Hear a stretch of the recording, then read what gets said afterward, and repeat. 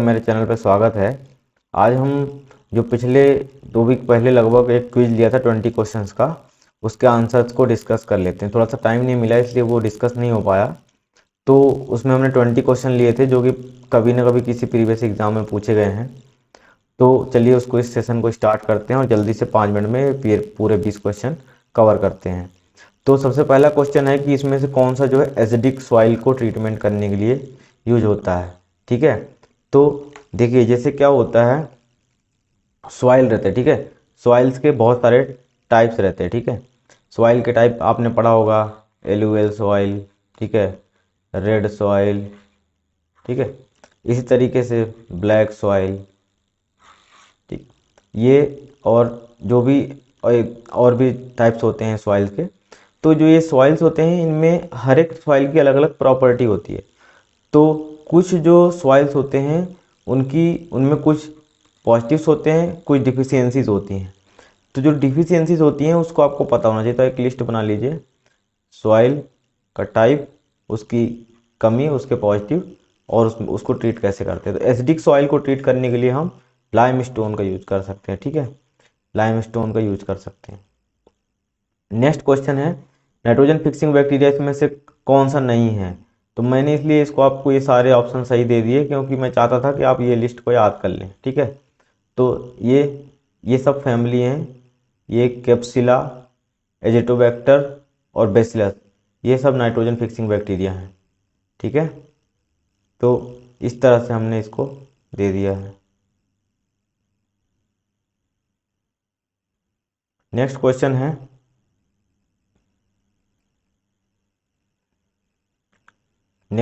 है, जो है 3rd नंबर का क्वेश्चन है। नेक्स्ट क्वेश्चन में ये which staining method uses iodine to fix stain. ठीक है, ग्राम स्टेनिंग पे 2-3 बार सवाल आ चुका है, अभी ड्रग इंस्पेक्टर में भी आया था, पिछले साल भी आया था, तो हर बार आता है। तो ग्राम स्टेनिंग में आपको जो है आयोडीन यूज़ करते हैं एज ए मॉर्डेंट, जो भी फिक्सिंग करने के लिए। ठीक है, एल्कोहल जो है वो क्यों यूज़ होता है, डिकलराइजर के लिए यूज़ होता है। ठीक है, वॉश करते हैं। तो सबसे पहले आपका जो प्राइमरी स्टेन होगा, ठीक है, प्राइमरी स्टेन को फिक्स करोगे, फिक्स करने के बाद उसको वॉश करोगे, वॉश करने के बाद उसको क्या करोगे, काउंटर स्टेन करोगे। ठीक है, प्राइमरी में क्या हो गया, क्रिस्टल वायलेट हो गया। ठीक है, फिक्स कैसे करेंगे, आयोडीन से। वॉश कैसे करा, एल्कोहल से। ठीक है, और काउंटर स्टेन फिर आप जो भी सेफ्रानिन से। तो ये काउंटर स्टेन करेंगे। तो इसमें 2 तरह के डिफरेंशिएट कर सकते हो, पॉजिटिव और निगेटिव। ठीक है, जो निगेटिव वाला होगा वो क्या पकड़ेगा, वो पहले पॉजिटिव वाला क्या पकड़ेगा, पॉजिटिव वाला जो है उसका जो वॉल होगा वो प्राइमरी स्टेन को प्रॉपरली नहीं छोड़ेगा। ठीक है, और जो जो निगेटिव होगा वो क्या करेगा, एल्कोहल से वॉश आउट हो जाएगा थिन लेयर होने की वजह से। तो वो क्या पकड़ेगा, काउंटर स्टेन पकड़ेगा। ठीक है, तो ये रेड हो जाएगा, रेड पर्पल रेड हो जाएगा। ठीक है, ये वॉलेट का वॉलेट ही रहेगा। तो इस तरह से हम इसमें स्टेन कर सकते हैं। इसमें आपको एक चीज़ याद होना चाहिए कि जो माइकोप्लाज्मा होता है, माइकोप्लाज्मा को इसमें स्टेन नहीं कर सकते हैं, टीबी वाला, जो स्पीसीज रहता है। ठीक है, उसके लिए दूसरे टाइप के स्टेन यूज होते हैं। नेक्स्ट क्वेश्चन है, which of the following material is used in the membrane filter. तो मेम्ब्रेन फिल्टर में ये दोनों यूज होता है। ठीक है, नाइट्रोसेलुलोज और पीवीडीएफ, तो ये दोनों यूज होते हैं। ठीक है, ये किसी स्टूडेंट का ये सीट है तो भी उसने थोड़ा बहुत मिस्टेक भी किया होगा। ठीक है, तो ये जो है एक क्वेश्चन है पेंटिंग से मैंने पूछा है कि जो बाजार पेंटिंग है वो किससे एसोसिएटेड है। तो बाजार पेंटिंग जो है ये मॉडर्न टाइप का पेंटिंग है ये।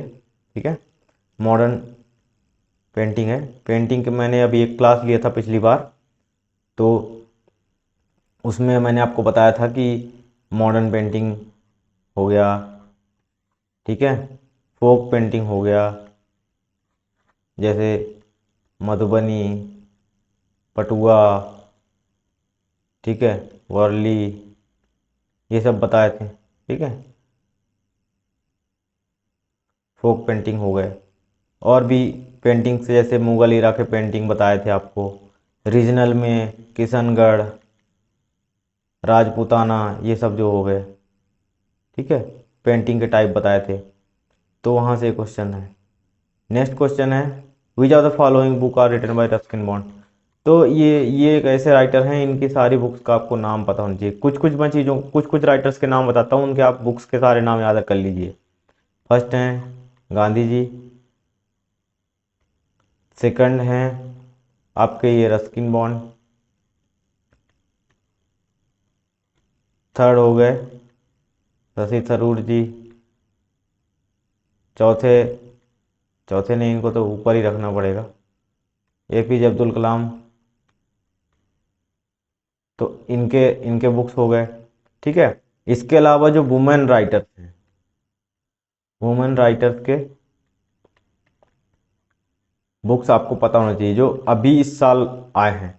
एक लिस्ट बना लीजिए, ये राइटर्स पे एक मैं सेशन लूँगा 10-15 मिनट का, उसमें मैं एक कवर करूँगा, ठीक है। यदि आप खुद से चाहें तो खुद मेहनत करके एक लिस्ट बना सकते हैं। देखिए एक क्वेश्चन ये है, hemophilia B occurs due to which factors, ठीक है। तो ये आपको जैसे हेरिडिटरी डिसीजेस हो गए, और भी, ठीक है, क्रोनिक डिसीजेस हो गए, ऐसे डिसीजेस जो कि मतलब एक एक दूसरे को फैलते हैं, ठीक है, कम्युनिकेबल वगैरह। तो इन सब की ना एक लिस्ट बना लीजिए। लिस्ट बनाने के बाद उसके जो कॉजेटिव एजेंट, उसको आप लिख लीजिए, ठीक है। तो हीमोफीलिया बी जो है वो क्या है, फैक्टर 9 की वजह से है, ठीक है। और आपको एक फैक्टर 8 हो जाता है, ठीक है, फैक्टर 4 हो जाता है, फैक्टर 12 हो जाते हैं, फैक्टर 4 शायद कैल्शियम का है। तो इस तरह से आपको ना ये फैक्टर्स थोड़ा सा आइडिया होना चाहिए। हीमोफीलिया एक इंपॉर्टेंट डिसीज है, तो इसके बारे में थोड़ा सा आइडिया होना चाहिए। हीमोफीलिया एक होता है ए, हीमोफीलिया बी, ठीक है। Which of the following is not true about the को फैक्टर ऑफ एंजाइम। तो को फैक्टर जो एंजाइम है वो, इसके बारे में ये क्या चीज़ सही नहीं है, ठीक है। तो इसमें बहुत सारी चीज़ें होती हैं, जैसे आपने एंजाइम में देखा होगा, तो एंजाइम के बहुत सारे पार्ट्स होते हैं, ठीक है। तो एंजाइम के जो पार्ट्स होते हैं उनको आपको पता होना चाहिए, एपो एंजाइम, को एंजाइम, मेटल आयंस, ठीक है। तो ये सारी चीज़ें आपको पता होना चाहिए। तो इसमें से जैसे आप देख लीजिए कि इसमें जो है ये नॉन प्रोटीन मॉइटी जो है ये होता है कोफैक्टर, ठीक है। उसके बाद नेक्स्ट जो है, नेक्स्ट क्वेश्चन था बाणसागर। बाणसागर प्रोजेक्ट कौन से रिवर में, सोन रिवर में है, ठीक है। रिवर आपको एमपी के सारे रिवर पता होना चाहिए। नेक्स्ट क्वेश्चन है, which of the following is not true regarding blue mistens. Capsule का एक क्वेश्चन दिया था, यही क्वेश्चन, ठीक है।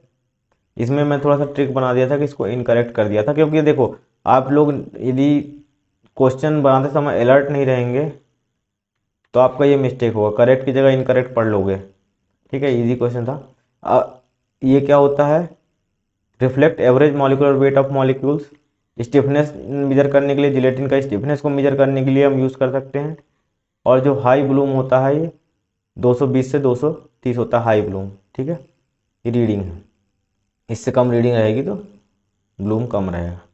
Rate of reaction depends on the reactant concentration which of the following reaction, ठीक है। तो जो रेट होता है वो कंसंट्रेशन पे डिपेंड होता है फर्स्ट ऑर्डर में, ठीक है। जीरो ऑर्डर में कंसन किसी चीज़ पे डिपेंड नहीं होता है वो, ठीक है। मिक्स ऑर्डर में पहले हो सकता है कंसंट्रेशन को फॉलो करे, ठीक है, या फिर टाइम को फॉलो करे, ठीक है। तो इन सब चीज़ों पर डिपेंड हो सकता है, मिक्स ऑर्डर हो गया, ठीक है। जीरो ऑर्डर ना तो टाइम पे या कंसंट्रेशन, इन सब पे डिपेंडेंट नहीं होता है रेट ऑफ रिएक्शन, ठीक है। नेक्स्ट क्वेश्चन है, plasma protein binding is responsible for which of the following. तो प्लाज्मा प्रोटीन जो होगा वो क्या करेगा, यदि कोई भी ड्रग है, यदि जो वो बाइंड हो जाता है प्लाज्मा से, तो वो एलिमिनेशन उसका जो है वो थोड़ा सा डाउन हो जाएगा। ठीक है, तो यदि एलिमिनेशन डाउन हो जाएगा तो उसका क्या होगा, एलिमिनेशन डाउन होने से जो उसकी हाफ लाइफ है वो बढ़ जाएगी। ठीक है, तो हाफ लाइफ इसकी जो है बढ़ गई। क्यों बढ़ गई? प्लाज्मा जो है, प्लाज्मा पे बाइंड हो गई ड्रग। तो आपको एक चीज़ पता होना चाहिए कि जो एलिमिनेशन होता है, एलिमिनेशन होने के लिए तो फ्री ड्रग चाहिए ना, फ्री ड्रग ही एलिमिनेट होता है ना। कोई चीज़ बाउंड रहेगी तो एलिमिनेट कैसे होगी? तो फ्री ड्रग को एलिमिनेट करना है तो यदि फ्री नहीं रहेगी तो एलिमिनेट ही नहीं होगी। तो यदि बाउंड है तो वो हाफ लाइफ उसकी बढ़ जाएगी। ठीक है, यदि ज़्यादा एलिमिनेट होगी तो हाफ लाइफ उसकी कम होगी। ठीक है, सिंपल मतलब है कि यदि आपने टैबलेट कैप्सूल खाया, जल्दी जल्दी एलिमिनेट हो गई तो वो हाफ लाइफ उसकी ज़्यादा थोड़ी ना रहेगी। ठीक है, नेक्स्ट क्वेश्चन है, electron transport chain produce how many ATP equivalent energy. ठीक है, तो इसमें अराउंड 30 से 32 एटीपी इक्विवेलेंट एनर्जी प्रोड्यूस होता है। ठीक है, अब इक्विवेलेंट क्यों लिखा? क्योंकि इसमें जो भी NADH और ये जो भी चीज़ें होती हैं, इनका जो भी कैलकुलेशन होता है कितने एटीपी इक्विवेलेंट होते हैं, तो उसके हिसाब से लगभग 2.5-3 के आसपास रहते हैं ये। तो उसके हिसाब से लगभग 30-32 एटीपी के आसपास ही आता है। ठीक है, 28 वाला ऑप्शन गलत है। नेक्स्ट क्वेश्चन है, which of the following compound is produce through mevalonic acid pathway. ठीक है, प्लांट बायोसिंथेसिस के जो दो मोस्ट इंपॉर्टेंट पाथवे हैं, एक है सिग्मिक एसिड पाथवे, ठीक है, एक होता है मेवलोनिक एसिड पाथवे। तो इसके जो कंपाउंड्स हैं, दो चार कुछ बेसिक इसके इंफॉर्मेशन आपको पता होना चाहिए। जैसे ये IPP DMAPP, ठीक है, isopentyl pyrophosphate di methyl pyrophosphate. ठीक है, तो ये जो है मेवलोनिक एसिड से बनते हैं। विच of the following describe explant in plant tissue culture. ठीक है, प्लांट टिश्यू कल्चर क्या होता है? आप किसी प्लांट के किसी पार्ट को, या तो लीफ हो गया, ठीक है, लीफ को, या फिर स्टेम को, किसी रूट को, किसी चीज़ को आप कल्चर करते हो। तो कल्चर करने के लिए जो आप जिस पोर्शन को आप लेते हो काट के, छोटा पोर्शन, उसको बोलते हैं एक्सप्लांट। ठीक है, इसी तरह से एक होता है कैलस। कैलस आपने सुना होगा। ठीक है, ये एक तरह एक कैलस आपने सुना होगा। ठीक है, इसमें बहुत सारी चीज़ें कल्चर होती हैं, इसमें कल्चर होती है। एक होता है प्रोटोप्लास्ट, प्रोटोप्लास्ट कल्चर।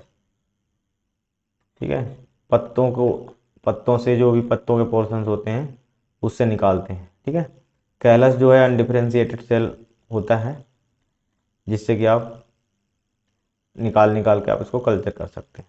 ठीक है, तो और भी प्लांट टिश्यू कल्चर थोड़ा डिटेल में है, इसके मीडिया वीडिया के बारे में भी कभी कभी पूछ लेते हैं, तो इसको भी अपन एक आध सेशन में ले लेंगे। Email uses which of the following protocol. तो ईमेल जो है तीनों प्रोटोकॉल यूज़ करता है, POP, SMTP, IMAP।